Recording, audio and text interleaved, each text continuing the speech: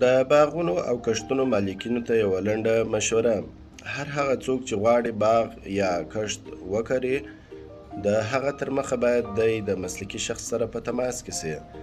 که چیرې مسلکي شخص دته د کښت کولو اړوند لازمه مشوره ورکړي او د اوبه کافي اندازه وبولي، نو په هغه صورت کې دی کولی سي چې په هغه ساحه کې کښتونه او باغونه جوړ کړي.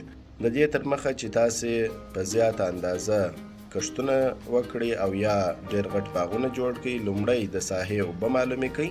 د باغونو د ټاکلې اندازې لپاره برمې ووهئ. کمې برمې چې ستاسې د باغونو د ونو پر شمېر بسیږي، هغومره اندازه برمې اماده کړئ. هر کله چې برمې اماده سولې، وروسته باغونه کښېږدئ. د اوبو د برابرېدو تر مخه هیڅکله لومړی باغ مه جوړوئ. اکثریت خلک چې کله باغونه جوړ کړي، وروسته د اوبو فکر ورته راولاړېږي، نو هغه وخت بیا اوبه نه پیدا کېږي.